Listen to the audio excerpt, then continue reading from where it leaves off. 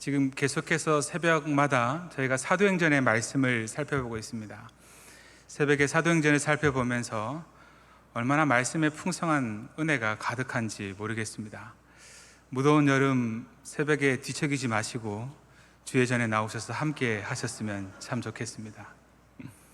새벽에 나오신 분들은 아시겠지만 사도행전 지금 우리가 살펴보는 사도행전 4장과 5장의 말씀은 너무나 비슷한 부분들이 많이 있습니다. 그래서 사도행전 4장을 읽고 뒤에 또 사도행전 5장을 읽다 보면 내가 방금 읽었던 본문을 또 읽는 것은 아닌가 하는 착각이 들 정도이죠. 이 본문 가운데 두 개의 부류들이 나타나게 되는데요. 먼저는 대제사장과 사두개인 당파를 비롯한 유대교 최고의 지도자들이 나옵니다. 그리고 그들이 예수 그리스도의 생명과 능력의 증인인 사도들에 대하여서 시기가 가득하고, 그래서 그들을 투옥시키고 사내들인 공회를 소집하고 소환하여서 신문하고 더 이상 예수의 이름을 말하지 말 것을 끊임없이 협박하는 무리들입니다. 그의 반면에 다른 한 부류는 바로 사도들의 부류죠. 그들은 어떻게 보면 나는 새도 떨어뜨린다는 그 공회 앞에서 추호의 구람도 보이고 있지 않습니다. 너희가 십자가에 못 박은 그 예수를 하나님이 다시 살리사 구원자가 되게 하셨다라는 그러한 주장을 끊임없이 하고 있습니다. 어떻게 보면 이 두 부류의 무리들이 끊임없이 평행선을 달리고 있는 것 같습니다. 유대 최고 지도자들도 같은 모습을 끊임없이 반복해서 보이고, 그리고 사도들도 동일하게 반복해서 동일한 모습을 보이고 있죠. 그런데 가만히 보면 같은 모습의 반복이라 할지라도 그 안에 숨겨진 의미는 전혀 다릅니다. 그러한 의미가 무엇이냐에 따라서 그 사람들의 삶의 방향이 전해집니다. 우리가 읽었던 본문은 오늘 이렇게 시작을 합니다. 33절입니다. 그들이 듣고 크게 노하여 사도들을 없이하고자 할세. 유대 최고 지도자들은 너희가 십자가에 못 박은 예수가 메시아다라는 사도들의 그러한 질타에 자신들의 잘못을 깨닫지 못하고 있습니다. 도리어 자신들이 지닌 권세와 완력을 이용하여서 사도들을 죽이려고 합니다. 정말 이들은 마음만 먹으면 못할 것이 없는 무리들입니다. 그렇다면 사도들은 지금 바람 앞에 등불, 바로 그 자체인 것이죠. 그런데 그때 등장하는 인물이 있습니다. 34절과 35절의 말씀인데요. 바리새인 가말리엘은 율법교사로 모든 백성에게 존경을 받는 자라. 공회 중에 일어나 명하여 사도들을 잠깐 밖에 나가게 하고 말하되 이스라엘 사람들아, 너희가 이 사람들에게 대하여 어떻게 하려는지 조심하라. 어떻게 보면 사도들의 그러한 삶에 있어서 가장 절체절명의 순간에 가말리엘이라는 사람이 등장을 하게 됩니다. 성경은 우리가 읽었던 본문처럼 그를 소개하길 뭐라고 소개합니까? 모든 유대인들에게 존경을 받는 최고의 율법학자라고 소개를 하고 있습니다. 그런데 우리의 귓가에도 되게 익숙하게 들리지 않습니까? 이 가말리엘. 아마도 이 가말리엘은 바울의 스승이기 때문입니다. 바울이 유대교에 속해 있던 그 시절에 가말리엘 문화에서 제자로서의 시간을 보낸 것을 우리는 알고 있지 않습니까? 그자가 자리에서 일어나서 먼저 사도들을 밖으로 내어보낸 뒤, 그리고 사도들을 죽이려고 하는 그들에게 조심해라 하고 경고를 하고 있습니다. 왜 그들이 조심하지 않으면 안 되는지에 대해서 이렇게 밝히고 있는데요. 36절, 39절입니다. 우리 같이 36절에서 39절의 말씀을 읽어보도록 하겠습니다. 시작. 이에 드다가 일어나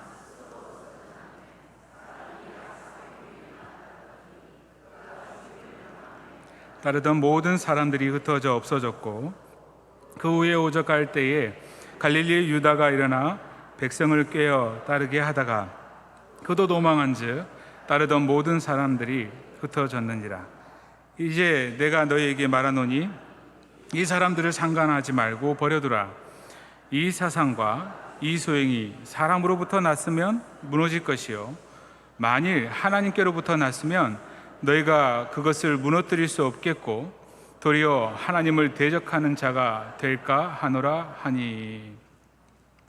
가말리엘은 이전에 있었던 일들을 지금 이렇게 당겨오고 있습니다.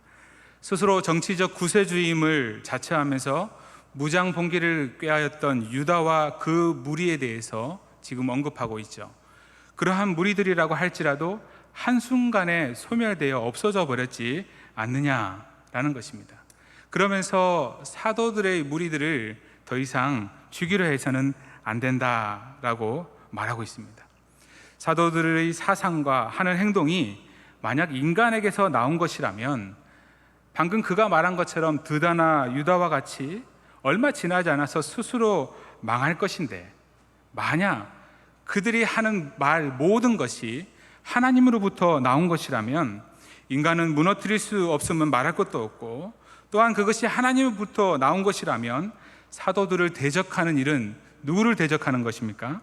하나님을 대적하는 일이다 라고 주장을 합니다. 사도들이 잠시 밖에 나가고 없는 그 순간 사내들인 공회에서 많은 사람들이 있었을 거 아닙니까? 그 무리들은 누구를 위한 무리들입니까?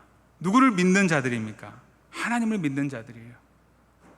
하나님을 믿는 무리들이 모여가지고 이야기를 하고 의논을 하는 가운데 정작 하나님을 한 번이라도 생각해 보는 자는 가말리엘 한 사람뿐입니다.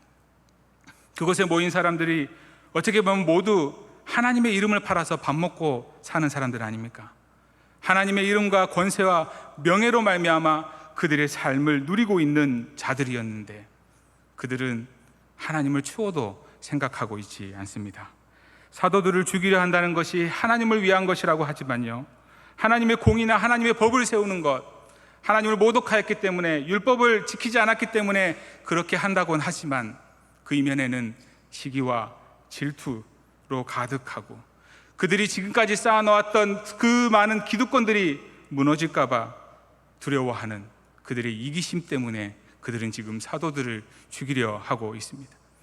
이처럼 그들은 하나님의 이름을 이용하기만 할 뿐이지 실상 하나님을 생각하는 자들이 아니었습니다. 그렇기에 그들은 진리를 짓밟고 유린하는 삶들을 끊임없이 계속해서 반복하고 있습니다. 이러한 상황 속에서 가말리엘은 그들에게 자기 중심적 사고를 바꾸어서 하나님을 향해 한 번쯤 생각해보라 라고 촉구를 하고 있습니다. 이에 가말리엘은 사내들인 공의의 의장까지 역임하고 말년에는 기독교로 개종하였다라는 전승이 있습니다. 오늘 본문에서 말하고 있는 가말리엘을 생각해 봤을 때 충분히 그럴 수 있을 것 같습니다. 다른 사람들과 다르게 이것이 만약 하나님께로부터 난 일이라면 어떻게 할 것인가 하는 그 생각을 할 수 있는 자라면 충분히 그러한 일들이 벌어질 수 있을 것 같습니다. 뿐만 아니라 그의 제자가 누구입니까? 사도 바울 아니겠습니까? 사도 바울이 존경하는 스승이지 않습니까? 그렇다면 사도 바울이 그가 가지고 있는 복음의 열정, 그 복음의 깊은 소식들을 전하지 않았겠습니까? 이 모든 것들이 아마 자연스럽게 이루어졌을 것입니다. 가말리엘의 경고에 대해서 유대 최고 지도자들의 반응이 나오는데요, 40절 이렇습니다. 그들이 옳게 여겨 사도들을 불러들여 채찍질하며 예수의 이름으로 말하는 것을 금하고 노니. 유대의 지도자들은 가말리엘의 말을 듣고요, 그리고 그 말에 따라서 실천을 합니다. 불순분자처럼 보이는 사도들의 사상과 소행이 어떻게 보면 하나님께로부터 날 수 있지 않았을까 하는 그러한 생각을 지금 하는 것입니다. 그 말을 지금 잠깐이라도 인정하고 있습니다. 그렇다고 사도들에게 자신들의 잘못을 정중하게 사과하면서 죄송합니다, 제가 잘못 생각했습니다 하면서 예의 바르게 그들을 석방시켜 주지 않습니다. 오히려 그들을 불러서 채찍질합니다. 예수의 이름으로 다시 말하지 말 것을 협박합니다. 그리고 마지못해 풀어줍니다. 이러한 그들의 모습을 바라보면서 참 인간이란 잠시 잠깐 생각은 바꿀 수 있을지 모르겠으나 그의 삶의 방향은 참 바뀌지 않는구나 라는 생각을 해봅니다. 잠시 잠깐 하나님께서 그럴 수 있겠구나 라는 생각은 하지만 그들이 하나님의 관점으로 판단하고 생각하고 하는 모든 것들은 정말 쉽지 않구나 라는 생각을 해봅니다. 신앙은 매사에 하나님을 생각하는 것입니다. 모든 것을 하나님의 관점으로 바라보고 그리고 세상을 판단하면서 삶을 살아가는 것이 바로 신앙입니다. 그리스도인들의 모든 신앙 훈련은 바로 이것을 위한 것입니다. 그러나 종교 지도자라고 하는 유대의 최고 지도자들에게는 지금 이러한 부분들이 다 결여되어 있습니다. 가말리엘의 말에 따라 하나님의 일일지도 모른다라는 그러한 상황 가운데서 만약 이들이 그러한 마음이 조금이라도 있다면 어떻게 사도들에게 채찍질을 할 수 있겠습니까? 어떻게 사도들을 다시 겁박하고 협박하는 이중성을 드러낼 수 있습니까? 근데 더 놀라운 사실은 무엇인지 아십니까? 이러한 상황 가운데서 사도들의 반응입니다. 41절, 42절 말씀 우리 같이 한번 읽어보도록 하겠습니다. 41절 시작. 사도들은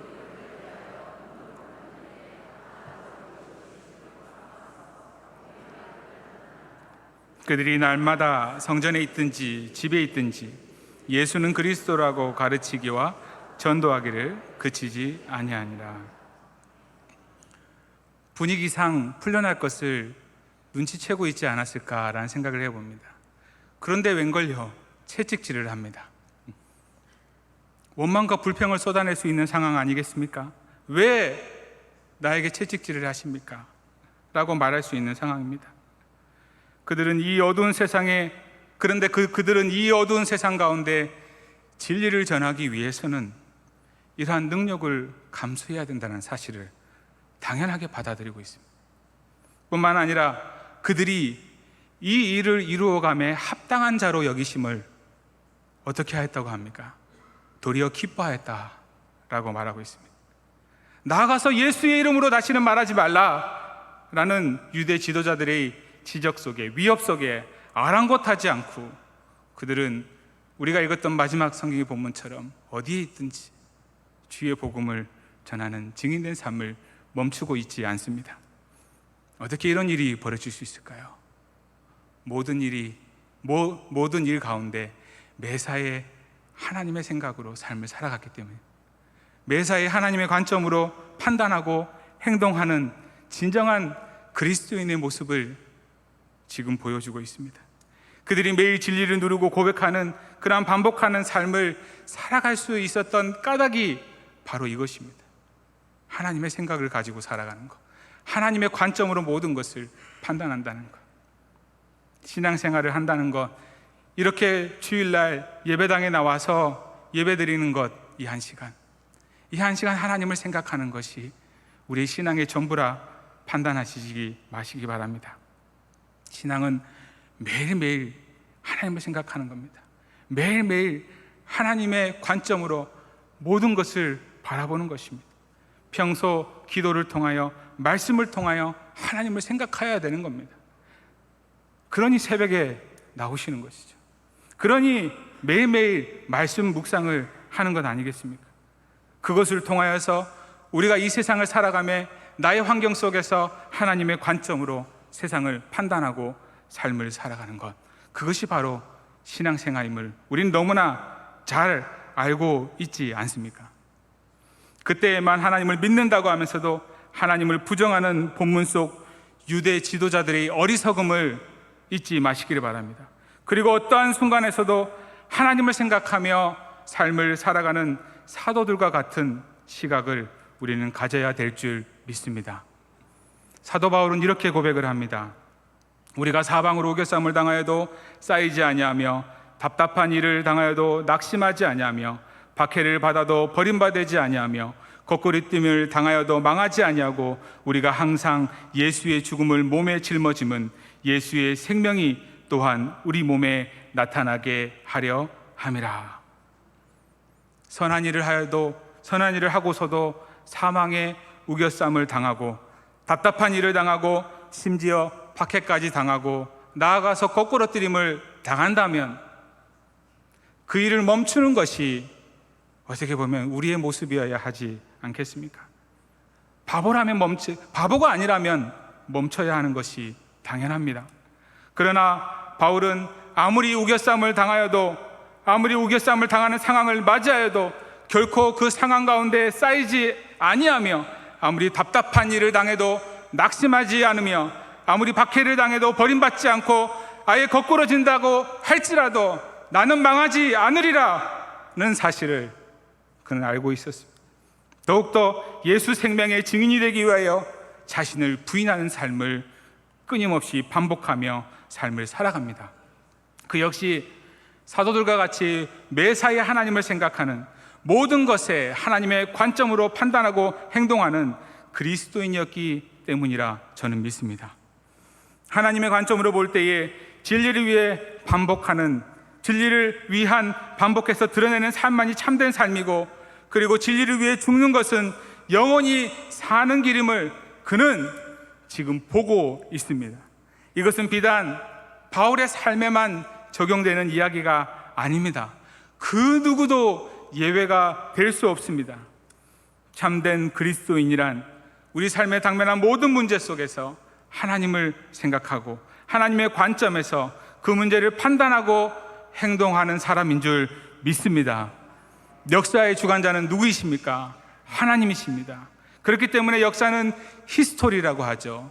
His story, 그의 이야기라고 말하고 있지 않습니까? 우리가 잘 알고 있는 솔로몬 왕이 있습니다. 솔로몬 왕은 어떻게 보면 이스라엘의 역사상 가장 정점을 찍었던 왕입니다. 강력한 지도력이 있었겠죠. 엄청난 카리스마가 있었겠죠. 그거를 통하여서 경제를 부흥시켰고 국토를 개발하였을 것입니다. 그래서 이스라엘 번영의 정점을 찍었습니다. 그런데 어느 나라의 역사를 막론하고 강력한 정치 지도력 아래서는 고통받는 민중들이, 백성들이 있기 마련입니다. 솔로몬 시대에도 물론 그러하였겠죠.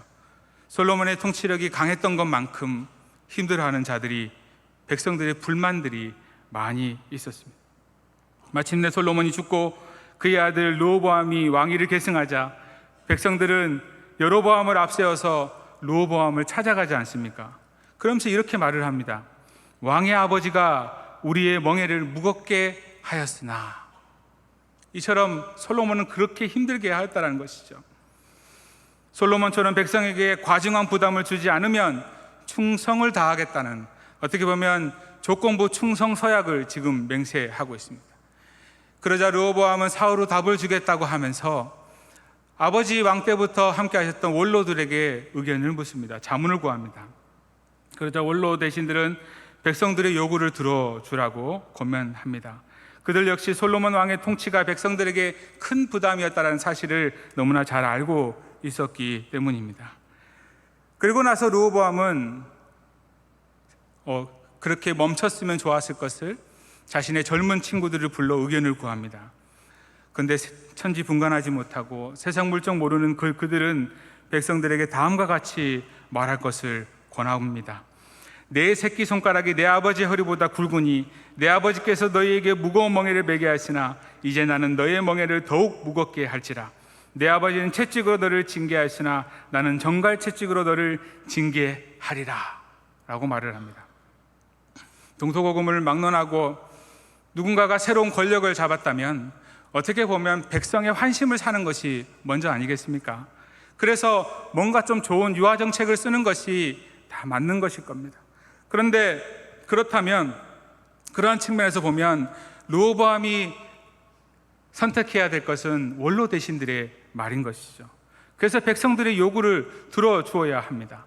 그런데 르호보암은 사후로 자신들을 찾은 백성들의 대표를 젊은이들이 권한 포악한 말대로 어처구니 없는 짓을 지금 벌이고 맙니다.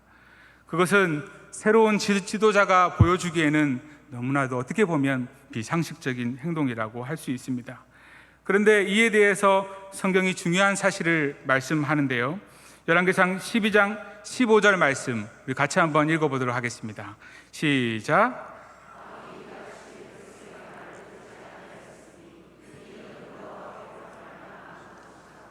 여호와께서 전에 실로 사람 아히야의 여로보암에게 하신 말씀을 이루게 하심이더라. 아멘. 르호보암이 백성의 여론을 묵상하였던 그 모든 일들이 여호와께로 말미암았다라고 본문은 말하고 있습니다. 하나님의 뜻이었다라는 것이죠. 이것이 대체 무슨 의미일까요? 여로보암 왕에 의해서 여론이 묵살되고 그것은 곧 왕국의 분열을 초래하였습니다. 왜냐하면 백성들이 여로보암이라는 사람을 왕으로 삼아서 소위 붓왕국 이스라엘을 세웠기 때문입니다. 12지파 가운데 10지파가 그곳을 따라갑니다. 그러면 르호보암의 입장에서는 날벼락을 맞은 셈 아니겠습니까? 그러자 그가 18만이라는 군사를 소집하여서 자신을 배신한 북왕국을 치려고 올라가려고 합니다. 그런데 그때 하나님께서는 선지자 스마야를 통하여서 이렇게 말씀하십니다. 여호와의 말씀이 너희는 올라가지 말라. 너희 형제 이스라엘 자손과 싸우지 말고 각기 집으로 돌아가라. 이 일로 나로 말미암아 난 것이 이 일이 나로 말미암아 난 것이라 하셨다 하라 하신지라. 그들이 여호와의 말씀을 듣고 그 말씀을 따라 돌아갔더라. 하나였던 왕국이 둘로 쪼개진 것이 누구로 말미암아 난 것이라 합니까? 하나님께로 말미암아 난 일이다라는 겁니다. 하나님께서는 대체 무슨 이유로 르호보암에게 이렇게 어리석은 짓을 하게 하셨을까요? 그래서 왜 이스라엘이 이렇게 분열되게 하셨을까요? 그 원인을 조금 더 거슬러 올라가면 솔로몬에게서 찾아볼 수 있죠. 솔로몬은 앞서 말씀드렸던 것처럼 이스라엘 역사의 정점을 찍었던 자입니다. 그 정점 속에서 겸손하지 못하고 교만의 늪에 빠져버리고 말았던 왕입니다. 우리가 알고 있는 것처럼 첩을 1,000명이나 거둬들었고 육체적 타락이 범할 뿐만 아니라 수많은 이방신들과 신당들을 지었고 우상을 섬기며 영적 타락에 빠지기까지 하였습니다. 그때 하나님께서는 솔로몬 왕에게 이 왕국이 분열될 것에 대해서 분명하게 말씀하셨고 실제 르호보암 시대의 왕국이 분열되고 말았습니다. 그렇기 때문에 왕국의 분열을 통해서 우리는 생각해 볼 것이 무엇이겠습니까? 교만하면 안 된다라는 것이죠. 하나님보다 더 높아지려고 하면 안 된다라는 것이죠. 하나님보다 더 사랑하는 것이 있으면 안 된다라는 하나님의 엄중한 경고인 것입니다. 다시금 그러한 어리석음에 빠지지 않았으면 좋겠다라고 하는 그 하나님의 마음이 여기서 보이셔야 됩니다. 그러므로 하나님께서는 나라의 절반 이상을 잃고 분해하고 있는 르호보암에게 이 일이 하나님께로부터 난 일이다라는 것을 일깨워 주십니다. 왕국의 분열을 르호보암 너의 관점으로 보지 말고 하나님의 관점으로 바라보고 판단하고 행동해 주기를 원하는 그 하나님의 마음을 우리는 발견하셔야 합니다.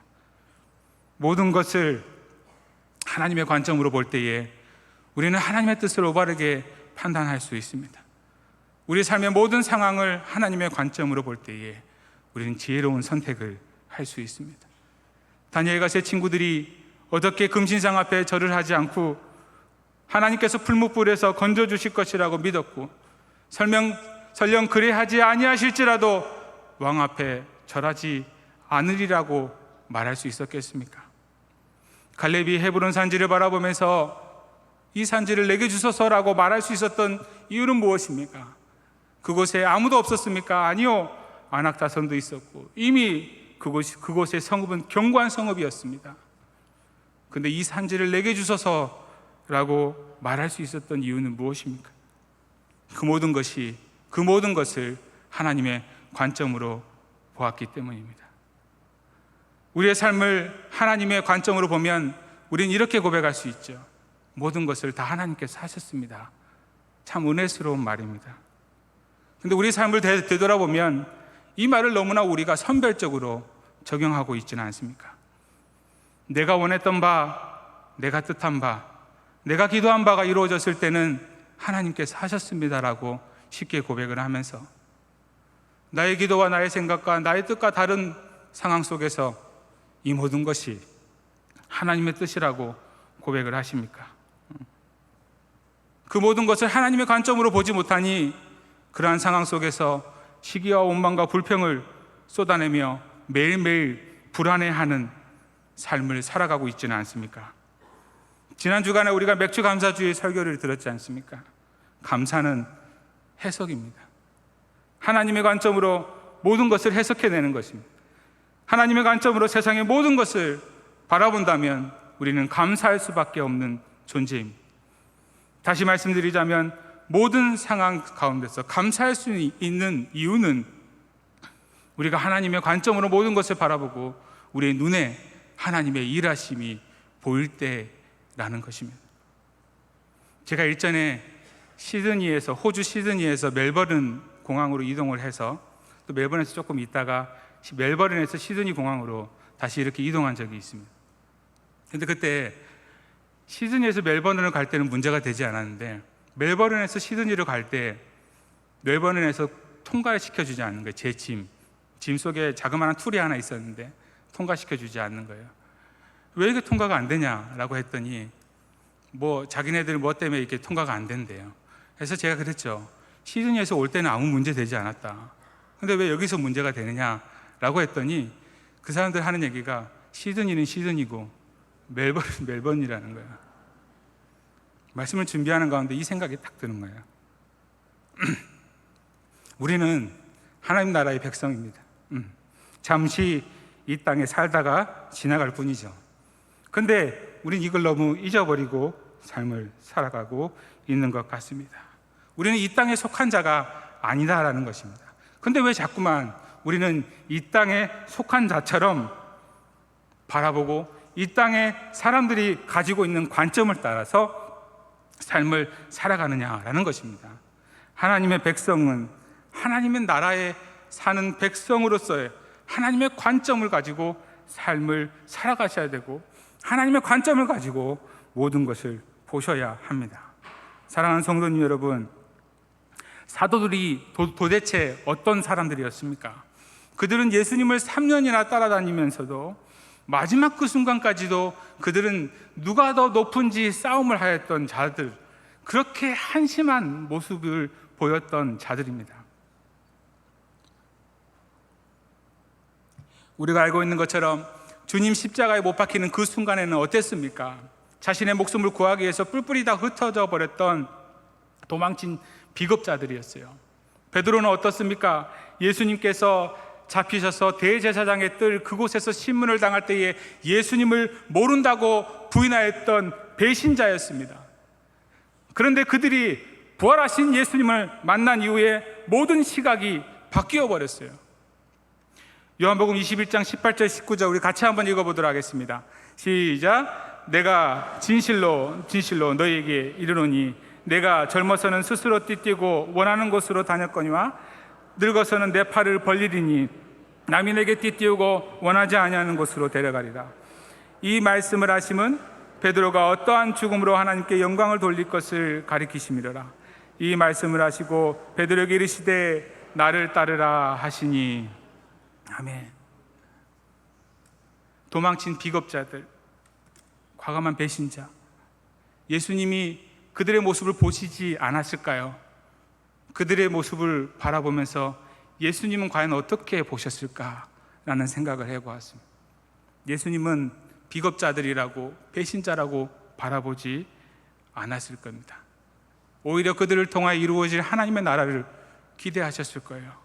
그래서 네가 젊어서는 띠띠우고 네가 원하는 곳으로 다녔지만 이제는 하나님 나라를 위해서 너의 목숨을 버릴 자가 될 것이다 라고 예수님께서 말씀하고 있지 않습니까?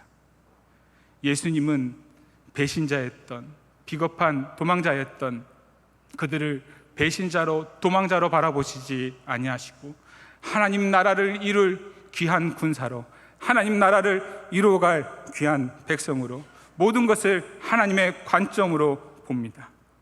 그리고 우리의 삶의 모든 것을 하나님의 관점으로 해석하십니다. 이 시대를 살아가는 우리의 모습이 부족하고 연약할 수 있습니다. 맞아요. 매번 넘어지는 것이 우리의 모습입니다. 그러나 하나님은 우리를 그렇게 보시지 않습니다. 하나님은 우리를 오히려 더욱더 기대하며 보십니다.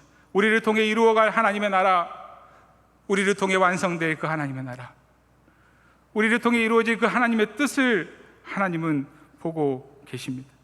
아무리 연약하다 할지라도 하나님은 우리를 그렇게 보고 계시는데 우리는 어떻게 하나님을 바라보고 계십니까? 어떻게 하나님께서 허락하신 하루하루의 삶을 살아가고 계십니까? 하나님의 생각으로, 하나님의 관점으로 모든 것을 보실 수 있는 우리 모두가 되기를 간절히 소망합니다. 이러한 사람들을 말씀은 세상이 감당치 못한 자라고 말하고 있습니다. 그리고 이런 그들은 오늘 본문처럼 세상이 막아서지 못합니다. 우리 삶에 펼쳐진 모든 상황 속에서, 우리 삶에 펼쳐진 모든 시간 속에서 모든 일들을 하나님의 관점으로 바라보시고 어떤 상황 가운데서도 담대하게 그리스도인으로서의 삶을 살아가시는 우리 모두가 되길 주님의 이름으로 축원합니다.